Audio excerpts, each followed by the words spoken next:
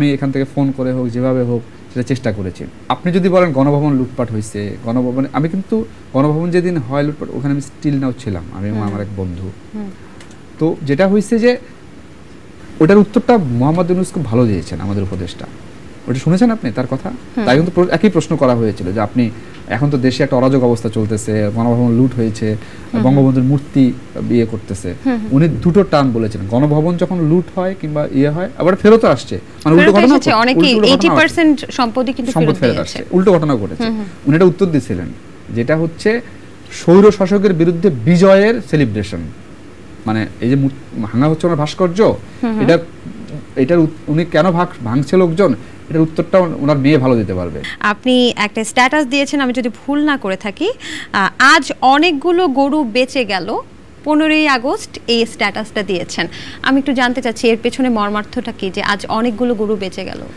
আমাদের বঙ্গবন্ধু যখন 15ই আগস্টে পুরো ফ্যামিলি সহ মারা গেছে, শোক নানাভাবে পালন করা হয়, কিন্তু গত 15 বছরের শোক পালনকে আপনি দেখেছেন, খেয়াল করেছেন? কেমন বলেন না? আমি তো খেয়াল করেছি, অনেক কিছু খেয়াল করেছি, অনেক বিচ্ছিন্ন ঘটনা খেয়াল করেছি। ভয়ঙ্কর ভাবে ধরেন ওই সময়টাতে এই যে গানের কথা বলছেন, কালকে একটা ভিডিও আমার সামনে এসেছে, যদি আমি শেয়ার করি না কিছু না দেখা, এটা ধরেন 2-3 বছর আগের ভিডিও। সেখানে হিন্দি গানের সঙ্গে নাচতেছে 15ই আগস্ট, পিছনে ব্যানার দেওয়া শোক দিবস পালন হচ্ছে, মিলাদ মাহফিল, এবং তাকে নাচা গানা চলতেছে। তো গরু বেঁচে যাওয়া মানেটা হলো যে যেহেতু ওই দিন আসলে দোয়া কিংবা অন্য অন্য কাজ সবাই হয়তো শোক পালন করেছে ওই দিন কিন্তু, এবং গরু বেঁচে যাওয়া মানে হলো ওই দিন গরু জবাই করে মোটামুটি একটা ভোজ করা হতো সারা দেশে, এবং এটার জন্য চাঁদা তোলা হইতো, যে বিভিন্ন ব্যবসায়ী থেকে শুরু সকল মহল থেকে, যে এটা চাঁদা তুলে এটাকে সেলিব্রেশন করার মতো শোকটাকে। তো ওই দিন তো আসলে এইবার তো হয় নাই সেটা। ভারতীয় গণমাধ্যম নিয়ে কিন্তু অনেক কথা হচ্ছে, যে ভারতীয় গণমাধ্যম বাংলাদেশ সম্পর্কে, বাংলাদেশের কোটা আন্দোলন সম্পর্কে বা এই বৈষম্য বিরোধী ছাত্র আন্দোলন সম্পর্কে অনেক রিউমার ছড়াচ্ছে। এই ব্যাপারে কি আপনি কিছু বলতে চান? হ্যাঁ, বলতে চাই। তার আগে আপনার একটা প্রশ্ন করি, আমাদের যে স্বৈরশাসক প্রধানমন্ত্রী পালালেন সেদিন কোথায় গেছে? ভারতে গিয়েছে, আমরা যতটুকু জানি এখন পর্যন্ত তথ্য মতে ভারতে আছে। ভারত আমাদের জানিয়েছে উনি ওখানেই আছেন। তো ভারত তো এসব ছড়াবে, এটা তো স্বাভাবিক। তারা একজন স্বৈরশাসককে আশ্রয় দিয়েছেন, অন্য কোনো দেশ তো নিচ্ছে না। আচ্ছা অপূর্ণ ভাই, আমার একটু জানতে ইচ্ছে করছে যে এই যে আমাদের শেষ হয় না, দাঁড়ান কি কি ছড়াচ্ছে একটা উদাহরণ দেই আপনাকে, দুই একটা বলেন না। মাশরাফির বাড়ি আগুন জ্বালায় পুড়িয়ে দেওয়া হয়েছে, যদিও যে কোনো ধরনের ধ্বংসযজ্ঞ সমর্থন করি না, আগেও বলেছি। সেটাকে চালানো হয়েছে লিটন দাসের বাড়ি পোড়ানো হিসেবে। আচ্ছা আচ্ছা, এর মধ্যে মন্দির পোড়ানোর অনেকগুলো খবর বের হয়েছে। এমনও হয়েছে মন্দিরের পাশে আওয়ামী লীগের কার্যালয়, সেটা পুরানো হয়েছে, ছড়ানো হয়েছে, মন্দির পুরানো হয়েছে। উল্টো ঘটনাও তো আমরা দেখেছি, যে মন্দির পাহারা দেওয়ার ঘটনাগুলো দেখেছি না। এখন ধরেন গতকালকে একটা রিপোর্ট হয়েছে, বিবিসি একটা রিপোর্ট করেছে, আপনি একবার চোখ বুলাবেন, সেখানে দেখবেন যে ভারতীয় গণমাধ্যম কত ধরনের ফেক খবর তারা প্রকাশ করেছে বাংলাদেশ নিয়ে, এই সময় নিয়ে। সেখানে সকল উদাহরণ এবং স্পেসিফিক বলে দেওয়া আছে যে এই জায়গাগুলোতে তারা ফেক খবর ছড়ানো হয়েছে। তাহলে কি মন্দিরে আগুন দেয়া হয়নি? আমি তো আগেই বললাম যে দুই একটা যে মানে হয় নাই বললে হলো, গত আওয়ামী লীগের শাসনামলে যা হয়েছে তার তুলনায় অনেক কম হয়েছে। আচ্ছা আচ্ছা, ঠিক আছে, অনেক কম হয়েছে। মানে সেটা আমার এলাকায়, আমার যাদের হিন্দু বন্ধু বান্ধব আছে, হিন্দু যারা, আপনি এক পয়েন্টটা মনে রাখতে, মানুষের ক্ষোভ কিন্তু আসলে হিন্দুদের উপরে না, আওয়ামী লীগের উপরে। এখন আওয়ামী লীগ যদি ধরেন হিন্দু নেতা হয়, তারপরে লুট হয়, তাহলে আপনি কি বলবেন? আবারও বলতেছি, সমর্থন দেই না আমি এই ধরনের লুটতরাজকে, সমর্থন দেই না, কিন্তু এটাকে হিন্দু হিসেবে ট্যাগ করবেন নাকি আওয়ামী লীগ হিসেবে ট্যাগ করবেন, কোনটা করবেন? এরকম তো আওয়ামী লীগ নেতার বাড়িতে লুটতরাজ হয়েছে। আপনি আচ্ছা বুঝতে পেরেছি, মানে আওয়ামী লীগ নেতা। আপনাকে আরেকটা জিনিস বলে দেই, এই যে রোকেয়া প্রাচীর প্রসঙ্গটা ছিল, আমরা খুবই ধরেন আমার খুবই দুঃখ লাগে যে বলা হয় যে জাতীয় চলচ্চিত্র পুরস্কার প্রাপ্ত অভিনেত্রী রোকেয়া প্রাচীর উপরে হামলা। ভাইয়া, ওনার রাজনৈতিক পরিচয় আছে, উনি রাজনীতি করে। আচ্ছা, আমাকে লিখতে হবে যে উনি রাজনীতি, পদ আছে ওনার। রাহুল আনন্দ যিনি ছিলেন জলের গানের, আমরা শুনেছি যে একদম আমাদের দ্বিতীয় স্বাধীনতা আসার সাথে সাথেই রাহুল আনন্দর বাড়িতে কিন্তু হামলা হয়েছে, এবং তার যত ইনস্ট্রুমেন্ট ছিল সবকিছু ভাঙা হয়েছে।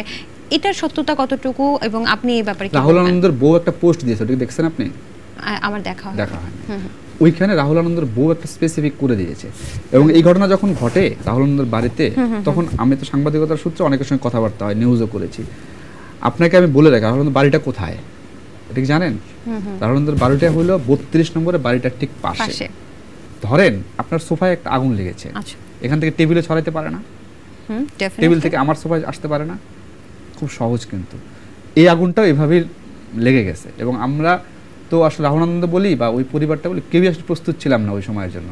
স্বাভাবিকভাবে সকল ইনস্ট্রুমেন্ট ওইখানে রেখে তাদের চলে আসতে হয়েছে এবং এটা স্পেসিফিক করে দিয়েছে রাহুল আনন্দের বউ একটা পোস্ট দিয়ে ঘটনার কয়েকদিন পরে। আচ্ছা, তার মানে উদ্দেশ্য প্রণোদিতভাবে রাহুল আনন্দের বাড়িতে আগুন একদমই না যায়নি, একদমই না, ভাঙচুরও হয়নি না। আমরা একটা র্যাপিড ফায়ার খেলবো। হ্যাঁ, সেই র্যাপিড ফায়ারের নিয়মটা আমি বলে দিচ্ছি। যেমন একটা নাম বলবো, সেটা যে কোনো ব্যক্তিত্ব হতে পারে, সেটা সাংস্কৃতিক ব্যক্তিত্ব হতে পারে, রাজনৈতিক ব্যক্তিত্ব হতে পারে, কন্টেন্ট ক্রিয়েটর হতে পারে, যে কেউ। আমি জানি আপনি সোশ্যাল মিডিয়াতে অনেক অ্যাক্টিভ, আপনি সবাইকেই চেনেন মোটামুটি। যদি আমাকে জিজ্ঞেস করা হতো যে বলো সমৃদ্ধি তুমি বলো যে আমাদের অপূর্ণ ভাইয়া সম্পর্কে অপূর্ণ ভাইয়া কি, আমি বলতাম একটা বিশেষণে বিশেষায়িত করতাম, তিনি হচ্ছেন একজন সাহসী লেখক। তেমনি আপনি এখন আমি যার নাম বলবো, যাদের নাম বলবো, তাদেরকে বিশেষণে বিশেষায়িত করবেন। বলেন। শমী কায়সার রাজনীতিবিদ। নায়ক ফেরদৌস। নায়ক ফেরদৌস এখন রাজনীতিবিদ, আগে অভিনেতা ছিলেন। নায়ক রিয়াজ। নায়ক রিয়াজ ফেরদৌসের বন্ধু।